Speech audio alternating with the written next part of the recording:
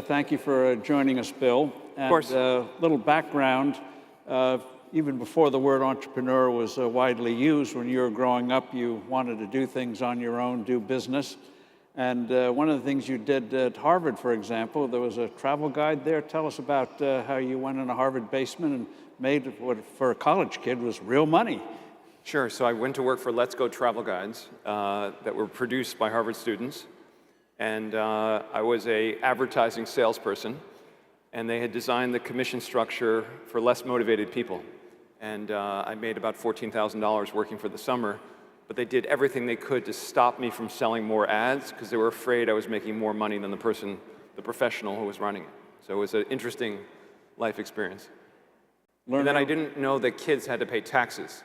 So I took the $14,000 and I bought like the world's most incredible stereo. And then the tax bill came. So, you in favor of a flat tax? Say yes. For you, yes. Probably not, but I'm in favor of meaningful changes in the way taxes are administered, for sure. So after college, making that good money before the IRS came, you went into, you got involved a little bit learning about finance and real estate? Yes, worked for actually my dad for a little under 2 years. He was in the business of arranging financing for real estate developers, investors, and pretty quickly I figured out I wanted to be the investor as opposed to the arranger. You wanted to be independent, so you wanted to go out on your own. How in the world does a kid raise money? How much did you raise and how did you do it? So I had a partner, a classmate from business school, and it's a bit like blind dating. You can't be afraid of rejection. But you ask enough, and we had a good story to tell. At least I thought of it that way. And we went to people who had we basically went through the Forbes 400 list, and I cold called, and I got meetings, and the Forbes 400 is comprised of a lot of entrepreneurs who like the idea of a couple of young guys starting something, and they want to be part of it, and that's how we raised the money. And we asked them for, $500,000, and I think they liked the psychological benefits of being an early investor. And one of the things you did was Rockefeller. Yeah, so tell us most about significant that and how you got a valuation from a firm. Okay, so that was Tim Horton, but first Rockefeller. Okay, so Rockefeller Center was it was a public company that owned a $1.3 billion mortgage in Rockefeller Center. It was a time where the Japanese were walking away from U.S. real estate. The mortgage was going to go into default, and it created an opportunity to create an interest in Rockefeller Center for really pennies on the dollar. And we bought a stake, and again, I went to not to promote Forbes too much, but I literally called every billionaire on the list to see if we could find a partner to buy control of this mortgage, which would have given us control of Rockefeller Center. And I met David Rockefeller, and I met Jerry Speyer. I met a guy named Joe Steinberg, and it ended up becoming very important to me. So it was a great start to my career. And the valuation, was that Tim Horton? Yes. So by the way, Tim Horton makes the best pod coffee. Just for the record. Okay, that's good to hear, because we're still indirectly a shareholder. So basically, the first activist investment at Pershing Square was Wendy's. Actually, it was an article in Barron's saying how cheap Wendy's stock was, and it owned a company called Tim Hortons. And at the time, we bought 10% of Wendy's for a valuation of about $4.5 billion for the whole company. And they owned 100% of Tim Hortons. That generated about $450 million of operating income. We thought Tim Hortons was worth a lot more than all of Wendy's. And our thesis was split the two. And so we bought a stake, we called the management, they didn't take our call. Sent an email, they didn't respond. So I had a friend who worked at Blackstone, and I said, would Blackstone do a fairness opinion, in effect, of what Wendy's would be worth if they spun off Tim Hortons? How did you get Blackstone to take you seriously? Just a friend who worked there, that, wanted to do business. Blackstone had an investment bank at the time. And Steve Schwartzman actually signed off on the fairness opinion for Wendy's spinning off Tim Hortons, and we mailed it in, filed it in a 13D, and 6 weeks later they split the company, stock doubled, and that was the beginning of our activist career at Pershing Square. Activist. What is the criteria for your activism? Well, so today I sort of retired, as I say, from public company activism because you sort of have to be an activist if no one knows who you are, because it's hard to influence companies when you're a startup hedge fund. We've been around long enough that today we don't have to be an activist. People take our call. But my activism sort of, I remember meeting a CEO actually in the 1990s in my first fund, and he said, Bill, I think you have activist tendencies. And he didn't mean it in a very positive way. I think actually activism is a very positive thing. But I would say on X, I've kind of transferred my activist tendencies. Yeah, if there's an issue I'm passionate about, I've always been a big free speech person.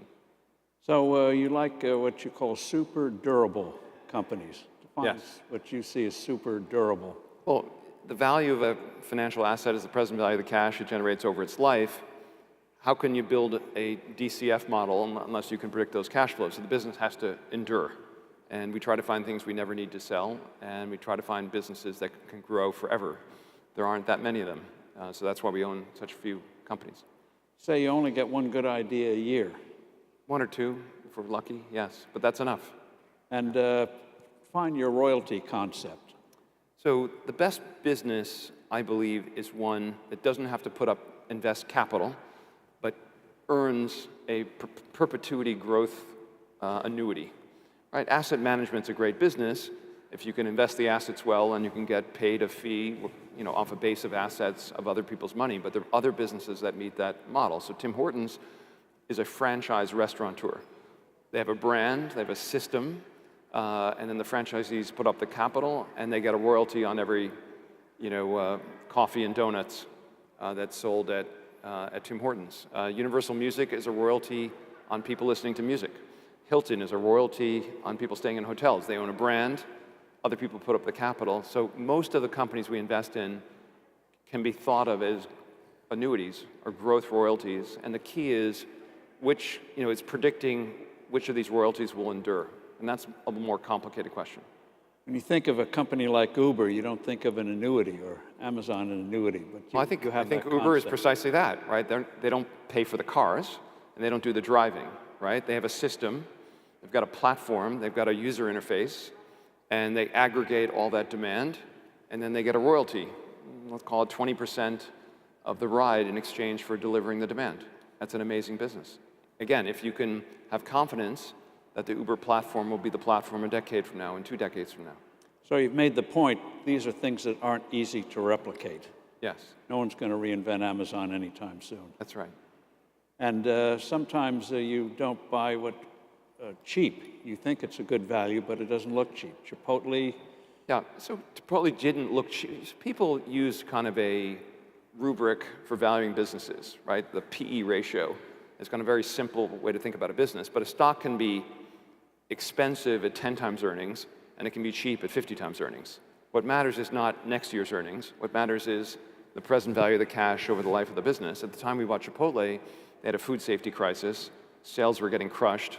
People thought the company was going out of business, and it didn't look cheap. But if you believed you could change the course of Chipotle's history, fix the food safety issues, it was extremely cheap. And the stock is up, probably 9-fold from the time we bought it. It's amazing. Chipotle is now going into Mexico. Everyone sort of assumed it was from Mexico, but anyway, about images. Yes. So we did a cover story on you a few years ago. It's actually a decade ago. And my version is a few years ago. But I'm not encouraging another one. A lot of bad things happened after that cover story. So well, it's like a bit of a curse, Illustrated. A curse being on the cover, but yes. But Howard Hughes. Yes. That is, describe what you want to do now with Howard Hughes. You're making a big investment, and so how you're dealing with it is a little different from your other aspects of Pershing. Sure. So my day job, our day job as a firm, is we buy minority stakes in companies and we help make them more successful, like to own them for long periods of time. But we're not buying control. We're buying 5%, 10%, 2% of business, but we're a pretty influential shareholder. But I've always always admired Mr. Buffett. You look at the Berkshire Buffett's history, 1955, he started a small partnership. By 1962, he started buying a stake in this crappy textile company because it was really cheap. by 1968, he had control of a not particularly good business, and he was sort of stuck. And he sort of got tired of managing money where the money could disappear, where people could add and subtract, and he kind of wound up his hedge fund. He was an activist hedge fund manager, if you go back and follow his history. And he took control of this business, and he used it initially first, he bought an insurance company, bought a bank, and then over time he built, obviously, a $1 trillion business. And I've always, he's been an unofficial mentor of mine. And I've always thought... When you were a youngster, you read his letters, you read Graham Dodd, and you read Forbes, right?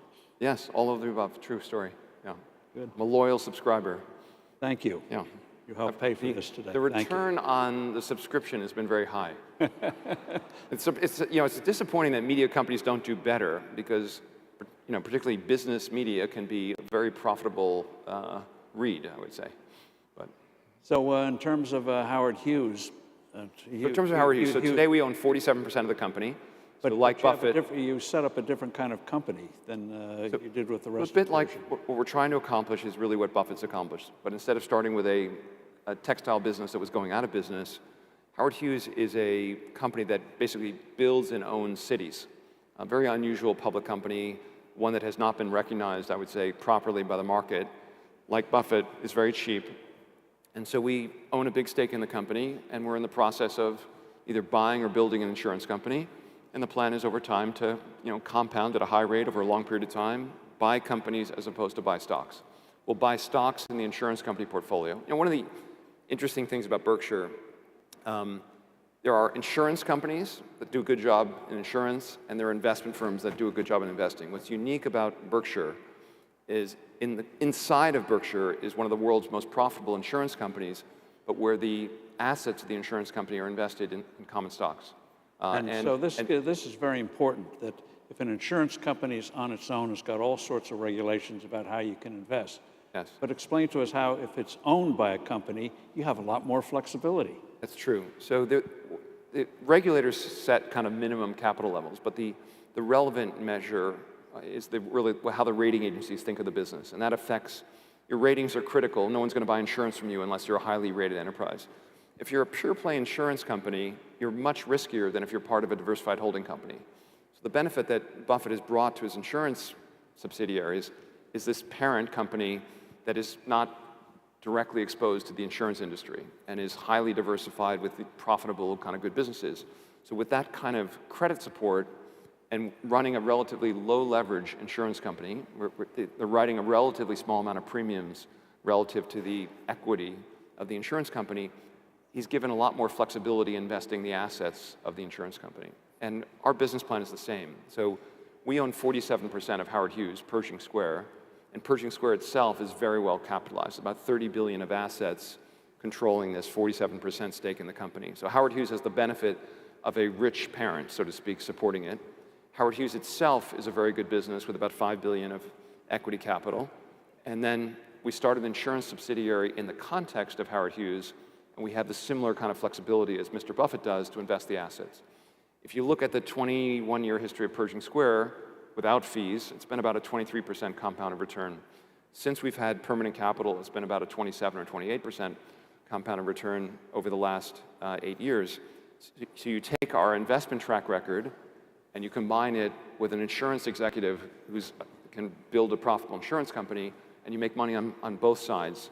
You make money on the liability side of the business, the insurance business, creating low-cost liabilities, and you make money on the asset side. And that's how you can compound at a very nice rate over a long period of time. And we're going to use Howard Hughes to follow that playbook. And what's the ownership of Howard Hughes? Part of it's inside. So it's 47% held by myself, other Pershing Square affiliates, and the balance is the public. And the stock today is going through a transition where what were pure play real estate investors are largely selling, and they're being replaced by investors who I would say are more open to the idea of what we're planning to do. And another thing you're interested in is Fannie and Freddie. Yes. Fannie Mae and We've Freddie been a Mac. long-term shareholder. Yes. And they did go bust. They were bailed out back in the crisis of 08, 09. Yes, we were actually short going into the crisis, Fannie and Freddie. Good for you. In 2012, we bought it back. is the government going to give it up? They get, what, $20 billion a year they suck out of them? The government's not going to give it up. The good news, we're going through, a time with very large government deficits, and it's not clear how we're going to work our way out of 36 trillion of debt. And I think Scott Bessent, to his credit, has said, look, we got to focus not just on our expense side, the liability side, we got to focus on the asset side.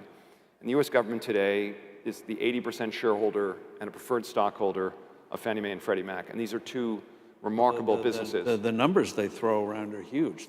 $300 billion. The government's interest in Fannie and Freddie is worth approaching $300 billion. The path to the government realizing the $300 billion is today these entities are in conservatorship. And conservatorship is, what is meant to be a temporary place where the government puts a financial institution that gets into trouble until it can recapitalize and emerge. By the way, this temporary conservatorship is what, a generation old now? Yeah, 16 years in or something like this. And Trump has been talking about, first starting with Secretary Mnuchin in his first term, and now I think they're going to finish the job, is the companies will come out of conservatorship, and they need to come out in a way that, of course, protects the 30-year mortgage and make sure that the cost of mortgages doesn't go up. But it can emerge in a way. How do you prevent that? Because one of the raps against privatizing or changing the status quo is that mortgage rates are going to go up, the guarantee fees have to go up. Not true. How do you answer that? Yeah, so Fannie Mae and Freddie Mac today are vastly better capitalized than they were for the first 60 years of their existence. They were only required to hold 0.45% equity against their guarantees. And by the way, 0.45% would have been enough during the financial crisis had they not gotten into subprime. But it was still a thin level of capital. When they emerge from conservatorship, assuming they do, they'll emerge with at least 2.5% of equity relative to their guarantees. And if you think about their business, it's not a bank. People are confused by this. Fannie and Freddie's business is they buy conforming mortgages, mortgages that meet a very safe standard, first mortgages on middle-class homes from credit-worthy borrowers that are not that likely to default, and if they default, there's unlikely to be small losses. They buy those mortgages, they package them up in these trusts, and they sell securities backed by them, and they guarantee the securities. But the probability of default is very low on this kind of highly diversified, very safe collection of mortgages. And they collect a fee, a guarantee fee for doing this. So the protections they have against their inability to meet the guarantee is, one, they start with a huge amount of capital. They're going to merge with $200 billion of equity. If they went private, would they still keep their line of credit with the Treasury? Is what? How many hundreds of billions? So they've got about $7 trillion of guarantees, and they have enormous cash flow that comes in from the 65 basis points per annum they charge on those guarantees. So if we went through another financial crisis, first they have to blow through all their equity. Then they have the benefit of almost $400 billion of the ability to call upon senior preferred stock from the government. And they also have this enormous earning power that continues even when they go through a challenging period. So there's a belt, there's suspenders, there's another belt, there's suspenders, there's a huge amount of equity. And then beyond that, because of the systemically important nature of Fannie and Freddie, they do have an implied government backstop. And so like JP Morgan, if JP Morgan were to fail, the government will come in some form. But there's a huge amount, unlike in the past where there's a relatively small amount of investor money at risk before the government stepped in, there's massive amounts of private sector capital, and there'll be more if they emerge. So I think, and actually, these have been wards of the state for 16 years. They've done a very good job, but they can be run much more effectively as true profitable enterprises. They've been limited in what they can pay their management teams because of the Congress. And with that, so do you think politically you can overcome the obstacles? Because the critics say, oh, it's going to wreck the mortgage market. You're going to have 9% mortgages with a guarantee fee and all of that. I mean, the demagogue's already started. Yeah. Look, I would say, one, the rating agencies here have already come out and said that privatization would not lead to a downgrade. That's a pretty good indicator. And investors in fixed income securities are very sophisticated. These are among the safest. You could argue that Fannie Mae, Freddie Mac securitizations are safer than even US government guarantees because it's secured, and on top of it you get the guarantee, whereas we're, of course, unsecured when we face the US government on a US Treasury. Yeah.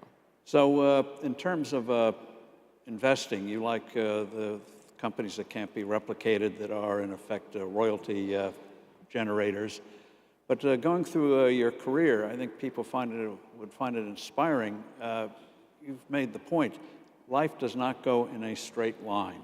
Yes. First you had the Gotham experience, you quickly explained that, and then around 2014 or so, you went through an experience where they were after you. A activist investor was out to destroy you and almost did. Sure. But what came to the rescue, if you could explain it, was the structure you'd put in previously, otherwise would have been over. Yes, that's true. Walk us through how you went through that. So basically, one of the points that you learn when you follow Warren Buffett is he started out his career operating a partnership where people could pull their money. And the problem with operating, if you're a long-term investor, but your capital can leave overnight, you're like a bank where the deposits, we can have a run of the bank. And every hedge fund is largely structured that way, where within some period of time, people can kind of take their money. So we made a bad investment in a company called Valiant Pharmaceuticals. It was down 85%. And the media narrative was obviously very negative, appropriately negative.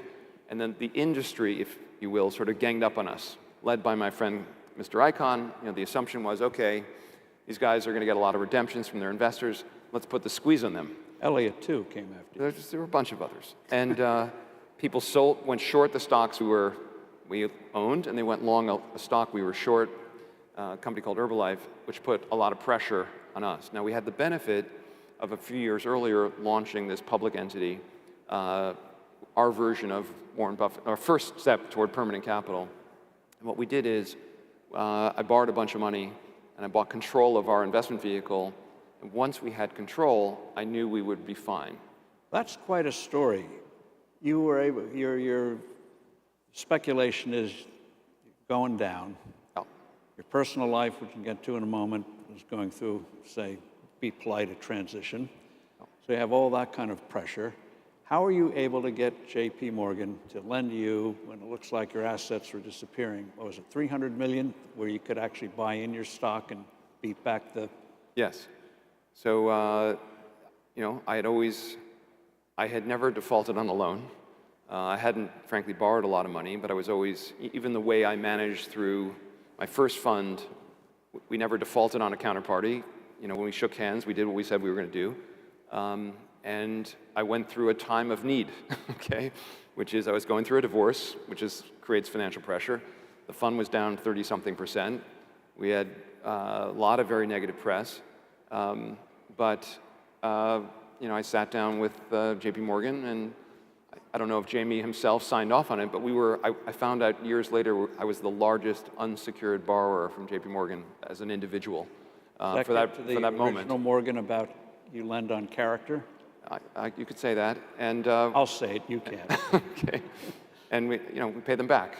And look, if everything had gone badly, you could say it continued to go badly. It would have been a risky loan, but I had significant assets, and I was committed to pay them back. And it's kind of one of those never forget moments. So I've been an incredibly loyal J.P. Morgan, customer for. Actually, there came a time not recently where I had actually a line of credit with J.P. Morgan. And the bank said, you know what, Bill, would you mind paying us more? And I had an agreement with J.P. Morgan where the line was good at whatever the spread was for another couple of years. And because of changes in bank regulation or otherwise, it wasn't a profitable line for us. And they said, would you mind paying us 25 basis points more? And I said, no, I think that sounds fair. And so it goes both ways. Yeah. And on that, after you went through that, you described, first of all, what you call how you make progress. Yeah, Walk us through, this is personal, but how you're down. So look, you don't want to look at the mountain, Yes. fallen. How do you do, what should you do each day? What did you do each day? I sort of teach this to students. This is very Ben Franklin, Yeah, so basically, when you're going through a very high pressure situation, so the fund was down 30-something%. The press, loves you on the way up and loves you even more to write about you on the way down. So there was a lot of very negative press. There was some litigation in connection with that Valiant investment, and I was in the middle of a divorce. So it was bad. About as bad as it gets, but I didn't have a health issue. So one, it's important to keep perspective.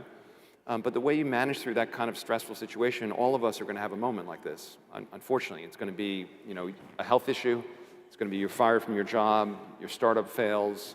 You will, and it's even harder when you've fallen from a high place to a low place.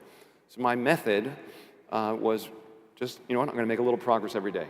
Compounding is the solution to the vast majority of progress in the world, and personal compounding is even more powerful because you make 0.1% progress every day. It doesn't sound like a lot, but annualized, it's a huge amount. And so what I said to myself going through this period is, each day I'm going to make progress. I'm not going to look back to where I was, because if I look there, I'm going to get discouraged. I'm just going to focus on the next step, and then the next step, and the next step. And you don't notice any meaningful change for the first few weeks. But about 90 days in, you're like, okay, I'm here. Here's where I was. Now, I used to be up there, but I'm just going to keep compounding. And the curves of compounding, which I'm sure you know well, start like this. They don't look like much, and then they look like COVID, and they sort of eventually kind of take off. And the other key success factor going through a challenging period of time is just to be really healthy. So, I decided a while ago to go zero sugar. I highly recommend zero sugar. It's good for everything from mental acuity to the way you look, to physical, just everything about it is a positive. Exercise, nutrition, sleep, kind of the basics, and then surrounding yourself with people you love and love you. And if you do that, I think you can work yourself through almost any problem. And I met my wife, now wife, at the absolute bottom, almost to the day. I had my first date with her, and that was I think love saves us all. It's very true. This gets to I know we're running out of time, but describe your Brad Pitt moment with your. Sounds like you've done some due diligence. So I described like my deepest, darkest moment was, the fund's down 35%, investors are redeeming, we've got a court case that's going poorly.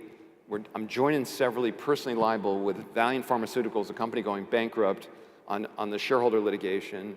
And there's not a lot of good going on. But then I meet this woman, Neri Oxman, and she's just gorgeous and brilliant and like the most loving, warm person in the world. And it's like she's my savior, and things start. And also working through the divorce and all this mess.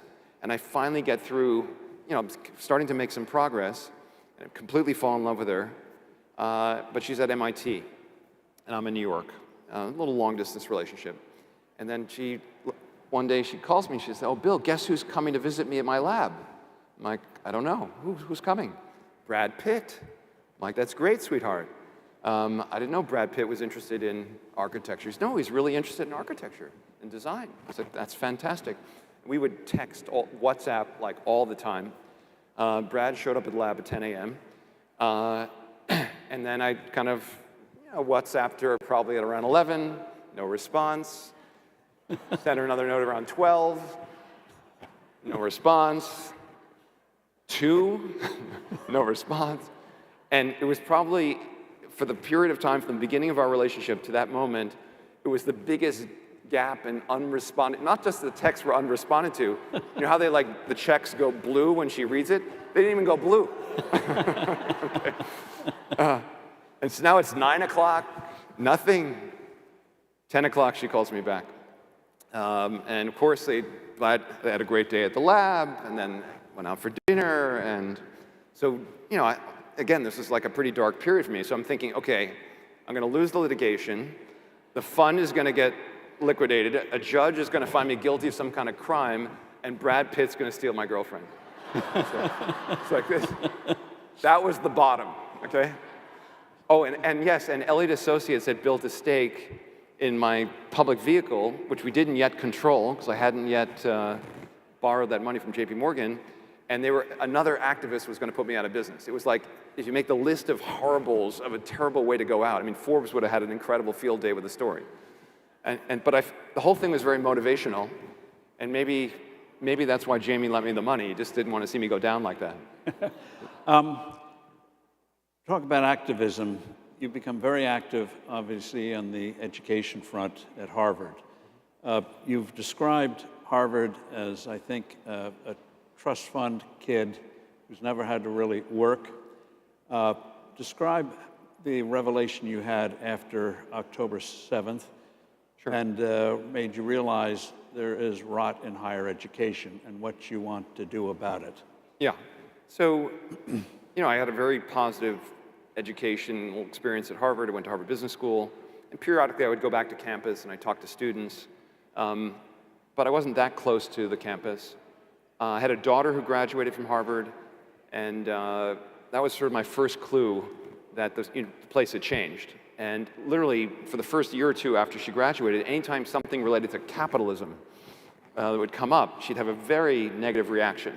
And I thought this was strange. And again, not everyone has to believe in all the tenets of capitalism, but she was very sort of negative on capitalism. And October 7th happened, which was a very bad day, obviously, but October 8th on campus was worse because of how a meaningful subset of the students responded. 34 Harvard student organizations came out and said that Israel was entirely responsible for the acts of Hamas, solely responsible, at a time when the terrorists were still killing people, on Israeli soil. I thought this was obviously surprising and strange. I went up to campus.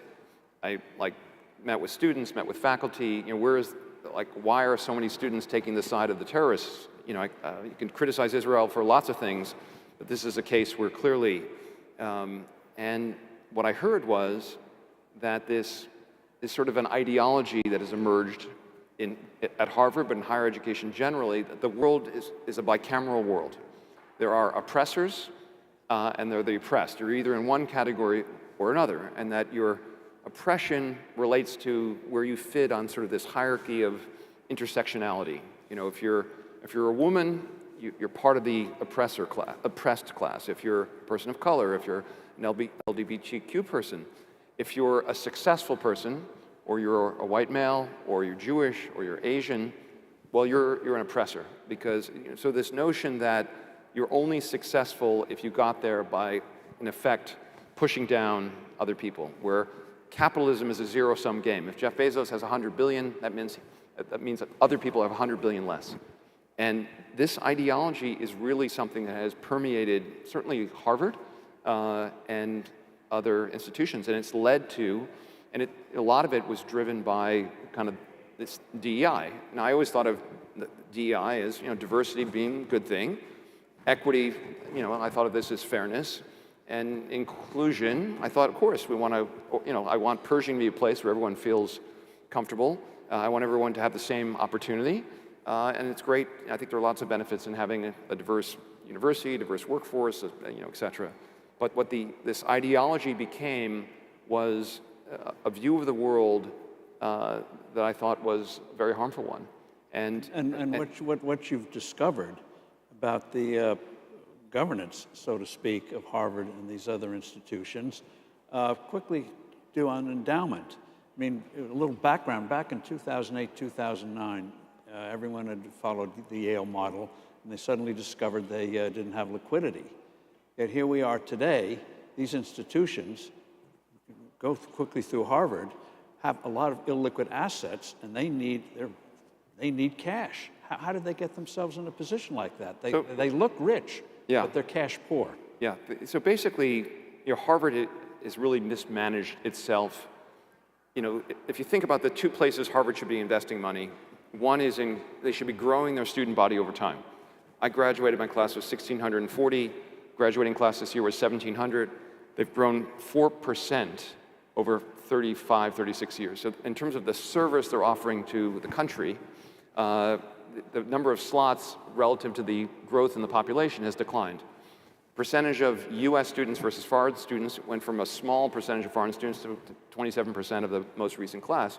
The result being that in terms of Harvard being a place to educate American leaders, they're not really satisfying that. They've made no progress whatsoever.